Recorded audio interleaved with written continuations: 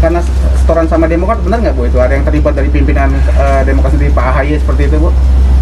Ya mungkin Pak Gafur sudah memberikan penjelasan, silakan ditanya sendiri langsung sama penyidiknya. Oh, menurut Ibu ini adik Ibu ini korban atau apa nih? Pasti dia udah organ politik menurut kami, karena kalau untuk masalah pemerintahan beliau tidak ada masalah.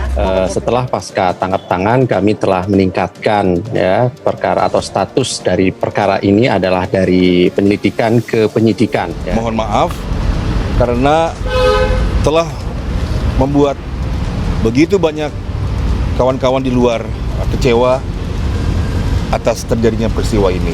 Ya apa masih harus percaya dengan omongan Andi Arief?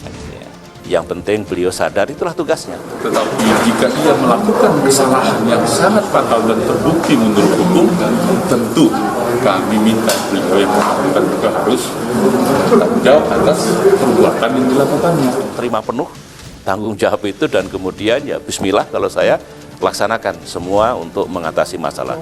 Tetapi kami menginginkan tentunya keadilan. Naik oleh orang lain, maka dia akan membuat kebijakan-kebijakan yang menguntungkan orang yang memberikan modal itu sendiri. Ya, tim penyidik KPK akan segera melengkapi bukti-bukti yang telah kami miliki sebelumnya, begitu ya. Komisi Pemberantasan Korupsi atau KPK menjadwalkan pemeriksaan terhadap Deputi 2 Badan Pembinaan Organisasi, Keanggotaan dan Kaderisasi atau BPOKK DPP Partai Demokrat Jemi Setiawan pada Rabu, 30 Maret. Dia akan diperiksa sebagai saksi kasus dugaan suap proyek dan perizinan yang menjerat Bupati Nonaktif Penajem Pasar Utara atau PPU, Abdul Ghafur Mas'ud yang juga kader Partai Demokrat. Yang bersangkutan diperiksa sebagai saksi, kata PLT jurubicara KPK Ali Fikri dalam keterangannya. Belum diketahui materi yang bakal didalami tim penyidik saat memeriksa anak buah Ketua Umum Partai Demokrat Agus Harimurti Yudhoyono atau AHY itu. Namun, pemeriksaan ini diduga berkaitan dengan status Abdul Ghafur sebagai Ketua DPC Partai Demokrat Balikpapan atau pencalonan sebagai Ketua DPD Kaltim. Pada Senin 28 Maret lalu, KPK menjadwalkan pemeriksaan Ketua Bapilu DPP Partai Demokrat Andi Arief sebagai saksi kasus dugaan suap proyek dan perizinan dengan tersangka Bupati Nonaktif Penajem Pasar Utara. Namun, Andi Arief mengklaim tidak menerima surat pemanggilan dari KPK dan mengaku tidak memiliki kaitan dengan kasus suap yang menjerat Abdul Ghafur Mas'ud. Untuk diketahui, KPK tengah mendalami sumber dan peruntukan suap yang diterima Abdul Ghafur. Salah satunya mendalami adanya dugaan uang suap yang diterima Abdul Ghafur Mas'ud untuk pemilihan Ketua DPD Partai Demokrat Kalimantan Timur. Komisi Pemberantasan Korupsi atau KPK meminta kader Partai Demokrat yang dipimpin Agus Harimurti Yudhoyono atau AHY berhenti menarik penyidikan kasus dugaan korupsi Bupati Nonaktif Penajem Pasar Utara atau BPU Abdul Ghafur Mas'ud ke ranah politik. KPK memastikan setiap pihak yang dipanggil demi mengungkap kasus korupsi. KPK dalam menangani setiap perkara korupsi tidak memandang latar belakang sosial politik pelakunya, tetapi murni penegakan hukum semata. Demikian kata PLT jurubicara KPK Ali Fikri dalam keterangan yang diterima pada Rabu 30 Maret. KPK sejauh ini sudah memanggil dua elit Demokrat yakni Andi Arief dan Jemi Setiawan. Andi Arief mangkir dari pemeriksaan, sedangkan Jemi baru dipanggil hari ini dan belum terkonfirmasi apakah yang bersangkutan mengindahkan panggilan. Fikri menegaskan pemeriksaan terhadap dua saksi itu dan pihak lainnya murni untuk mendalami suatu perkara. Tim penyidik melakukan pemanggilan terhadap para saksi dalam perkara ini tentu tidak ada tujuan lain melainkan karena kebutuhan proses penyidikan perkara dimaksud. Demikian jelas dia. Oleh karena itu, pria berlatar belakang jaksa itu meminta setiap warga negara yang dipanggil KPK untuk kooperatif.